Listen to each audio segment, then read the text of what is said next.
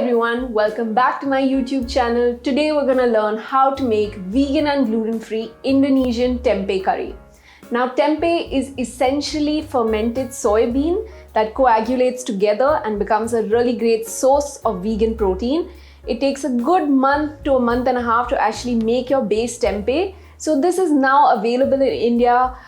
We do get this locally, which was not available so much earlier, which is why I want to show you how to use it and what you can do with it. It's a great ingredient, especially if you're planning to be on a plant-based lifestyle. It gives you so much protein and much needed nourishment.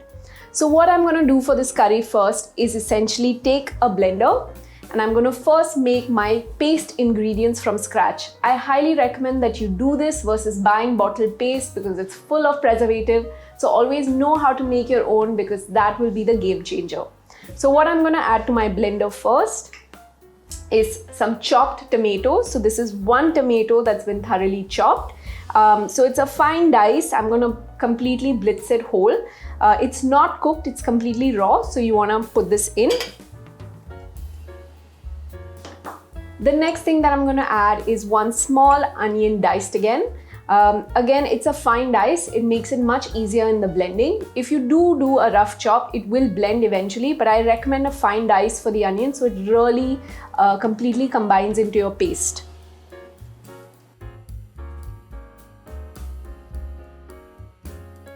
The next thing that I'm going to add is some chickpeas. So this is about 2 tablespoons of cooked chickpeas. You can also choose to add 2 tablespoons of cooked cashew nuts. A lot of the times for vegan paste, for it to get the thickness, we add cashew for the creaminess. But I'm going to go ahead and replace that with some protein-packed chickpeas instead today. But you can do either or.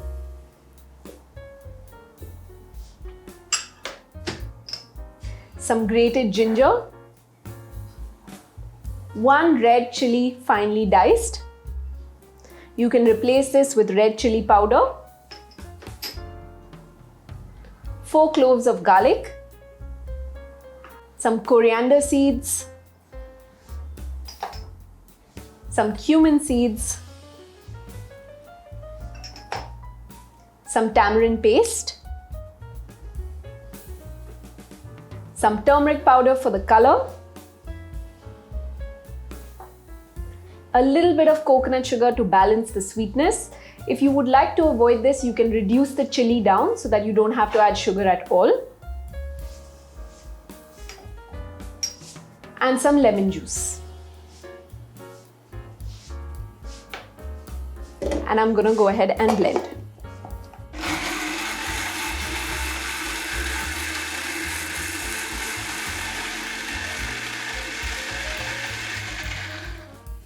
So my beautiful paste is ready. It's a nice smooth consistency and it looks really nice. You can see the lovely turmeric color has come together. If you find in your blender that it's not blending as easily, I recommend adding a little bit of vegetable stock to the paste so it becomes a nice creamy paste. More than water, the vegetable stock will have such good flavor and will really contribute to the overall flavor profile of this dish. Now the next thing that I'm going to do after my paste is ready is prepare my lemongrass stock. So for my lemongrass stock today, I'm going to take the base as well as the top leaves. I've just given it a cut so that the base is separate and the leaves are separate. And what I'm going to do now is crack this open. So using the back of a knife, I'm going to go ahead and bash the stock open because that's where the real flavor is. And this is what will help really give a nice flavor to my curry.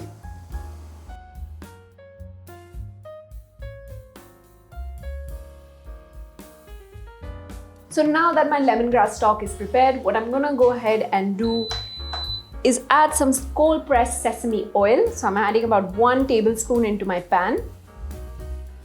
So bringing this to a low to a medium heat is where you wanna start. You don't wanna start on a very high flame immediately. So just let the pan sort of heat up a little bit, add your oil in. And then the next thing that you're gonna do is sort of add your onions. So here are some sliced onions, and you can also choose to use spring onions at this stage. But I've just sort of sliced these because I like some onion pieces in my actual curry. So I'm going to add that in.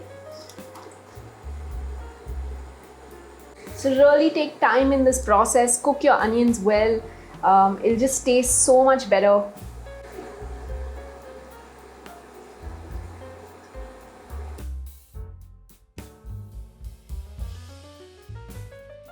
So my onions are looking great. They're quite translucent and they're getting a little bit of a caramel color, which is exactly where I need them to be. I'm now gonna go ahead and add some of my carrots in. These are just carrots chopped into matchsticks, which is a great way to get some crunch into the curry.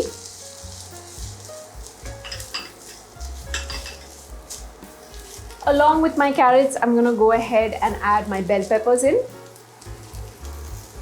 So I've used red, they're the sweetest and they taste really nice. I don't recommend using green bell pepper for an Indonesian curry. The flavor is too strong and it will not taste as nice. The next thing that I'm going to add are some broccoli florets. It's just a great way to add lots of veggies to your curry.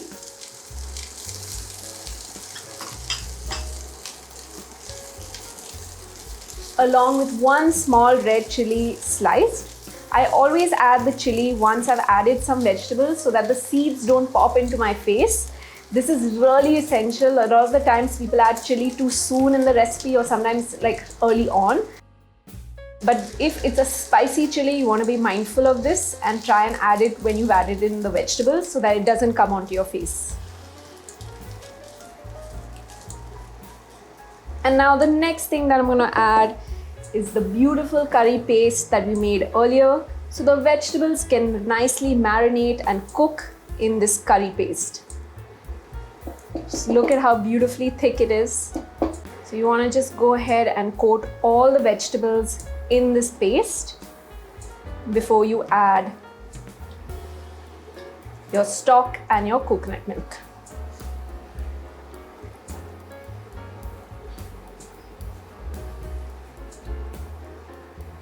And sort of the last couple of things that I'm going to add is starting with my vegetable stock.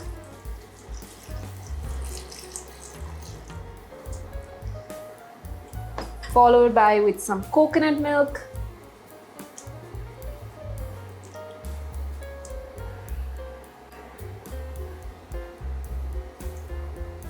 And the next thing that I'm going to add are some kaffir lime leaves. These are great for an Indonesian curry. They give it so much flavor and so much natural, acidity. I really recommend getting them. So I'm going to add that in along with my bashed open lemongrass stock.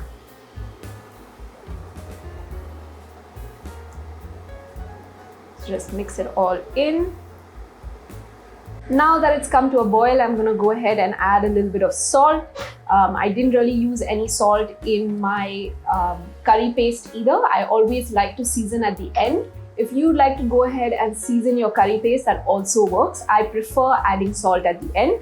So now what I'm going to do is close the lid and leave this to simmer for about 10 to 15 minutes.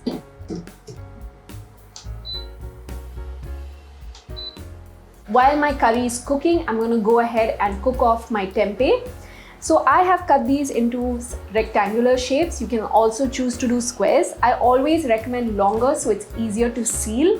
How do you seal your tempeh is by just cooking it off in a little bit of sesame oil. So I'm going to go ahead and start that here. So this is 1 tablespoon cold press organic sesame oil.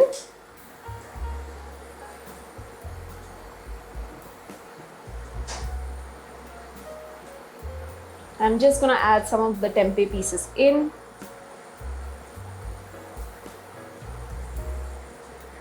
So my tempeh has sealed off beautifully. It's got a nice color on top. What I'm going to do now is go ahead and add it to my curry. So my curry has about 2 to 3 minutes more of simmering time, and this is a great place to go ahead and add my tempeh in.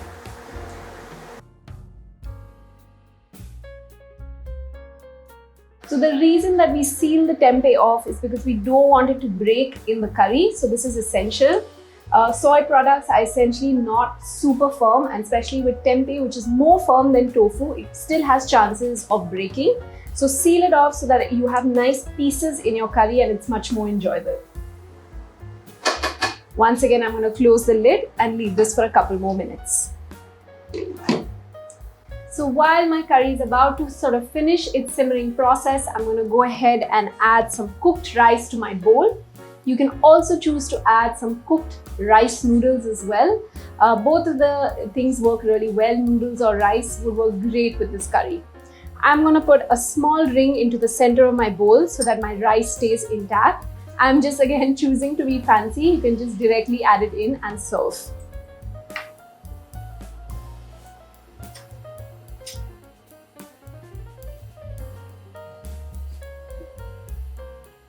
So my curry has been simmering for a good 10 to 12 minutes. I'm going to go ahead and open the lid, try it out to make sure the salt is fine. Tastes really good. And now I'm going to go ahead and put it into my bowl. So you can see the tempeh has nicely kept shape, and that's exactly what we want. So I've added a few pieces of tempeh on top of my rice, and the last thing that I'm going to do is garnish with some spring onions. My beautiful vegan Indonesian tempeh curry is ready. I can't wait to dig in. It's already lunchtime here at my work, so I'm so excited because this is what's going to be my lunch today. I hope you try this recipe out and you can let me know what you think in the comments. Thank you so much for watching this video. Thank you to all my subscribers who've been trying out my recipes and tagging me and letting me know what they think of them. I hope you continue to do so. I have so much new content on its way. Stay tuned and keep watching.